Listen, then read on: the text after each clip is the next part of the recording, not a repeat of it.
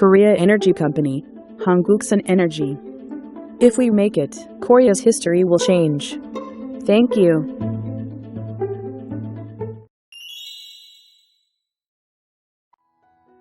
네, 안녕하십니까. 한국선에너지입니다. 오늘 이 시간부터는 2023년도 우리 태양광 발전 사업 하는데 어떤 부분이 바뀌고 어떤 부분이 우리가 유념을 해야 되고 하는 부분에 대해서 단계별로 하나씩 설명을 드리려고 합니다. 오늘 첫 시간으로 요즘 많이 여기저기서 듣고 보고 막 이런 내용일 거예요. S&P 상한제. 예전에는 그랬어요.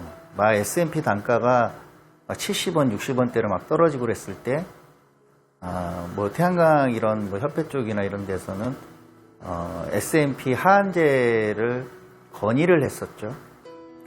근데 그때 당시에 정부에서는 이런 시장 논리를 정부가 개입할 수는 없다. 그래서 우리 발전 사업주분들이 굉장히 힘들었던 기간도 사실은 있었어요. 근데 지금 같은 경우는 우크라이나 전쟁도 그렇지만 LNG 가격도 그렇고 여러 가지 상황에 물가도 많이 올라가 있고 상황에 비춰봤을 때 S&P가 상당히 많이 올라가 있죠. 다 아실 거예요. 250원 전후에서 왔다 갔다 하고 12월 말 내년 1월 달에는 300원대를 돌파할 것이다. 이런 얘기도 있고 그래요.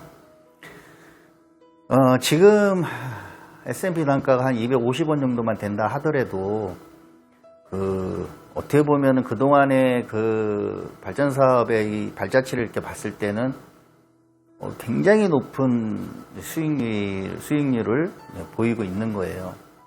근데 이제 정부에서 이 S&P 상한제를 결국은 통과를 시켰는데 가장 큰 원인은 지금 한전의 적자가 너무 눈덩이처럼 너무 커져서 더 이상 채권을 발행할 수도 없는 그런 지경까지 지금 몰려 있다. 그래서 일단은 한전에서 사들이는 S&P 단가를 상한제를 둠으로 해서 부담을 좀 줄여주고 하는 그게 이제 주된 이유인 것 같아요. 그래서 지금 이제 이 S&P 상한제를 두고서 무슨 태양광 관련된 협회 쪽이나 이쪽에서는 헌법소원도 내고 그런 움직임이 지금 보이고는 있어요. 자, 그러면 S&P 상한제를 뒀을 때 과연 우리가 태양광 발전 사업을 신재생에너지 사업을 할 수 없을 정도로 이게 큰 타격을 주는 것이냐, 이건 좀 또 따져봐야 될 것 같아요. 대체적으로 그 내용은 1년 기한이에요. 1년 기한이고 100km 미만은 또 100km 미만 발전 사업을 하시는 분들한테는 또 해당이 안 되고 킬로와트당 단가는 158점 몇 원인 것 같은데 160원 정도로 볼 수 있고요. 이것을 S&P 상한제를 3개월을 연속해서 넘길 수는 없다. 그러니까 아무리 단가가 높다 하더라도 3개월 진행하고 한 달 쉬고 또 3개월 진행하고 하는 식으로 이 제도가 이렇게 진행되는 것 같아요. S&P 상한제가 결과적으로는 지금 S&P 단가가 10년 전 평균 S&P 단가의 상위 10%를 넘어갈 때 이 제도를 적용을 시키게 됐다는 거예요. 우리가 제가 이제 이 제도를 편을 드는 것은 아니지만 우리가 S&P 단가가 70원, 80원 이럴 때도 있었고요. 150원만 넘어가도 만세를 부리던 그런 시대에도 있었어요. 시절도. 오래전 얘기가 아니에요. 그래서 이제 우리가 이것도 1년을 두는 제도이기 때문에 또 100km 미만은 또 해당이 안 되고, 그래서 우리가 160원 정도의 S&P를 받는다 그러면 그게 그렇게 발전 사업을 못할 정도의 데미지를 주는 것이냐, 이것은 한번 따져보시면 그 수익률에 대해서 나름 또 이해가 되는 부분도 있으실 거다. 저는 이렇게 생각을 해요. 지금 이 S&P 상한제가 이제 12월 달부터 적용이 되죠. 이제 어느 정도로 나오는지 한번 보면 알겠는데, 물론 지금 이 적용이 안 됐을 때보다는 금전적으로 손해죠. 손해일 수 있습니다. 뭐 안타까운 마음도 물론 있어요. 근데 이제 이게 그 가짜뉴스가 돼서 태양광 사업은 다 망했다. 이제 끝났다. 미쳤냐? 지금 이 상황에서 왜 태양광 사업을 하냐? 이런 말들이 가끔씩 들려요. 그러나 그 정도의 데미지를 주는 제도는 아니다. 제가 분명히 말씀을 드려요. 우리에겐 아직까지도 많은 희망이 있어요.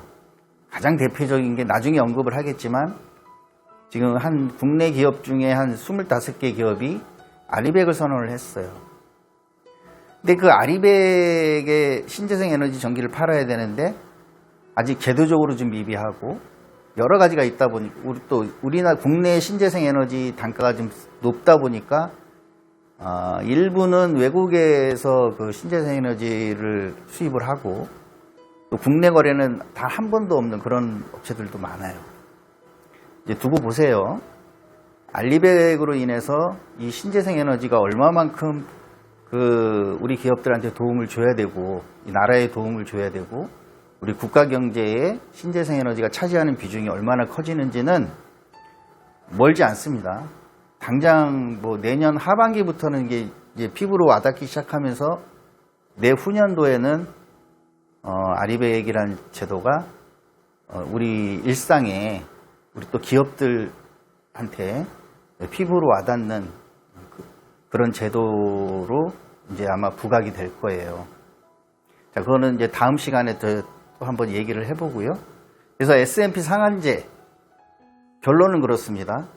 뭐 국가가 너무 어려우니까 또 국가 기관 산업인 그 한전이 너무 지금 적자가 너무 많다 보니까 이런 제도를 내놨어요.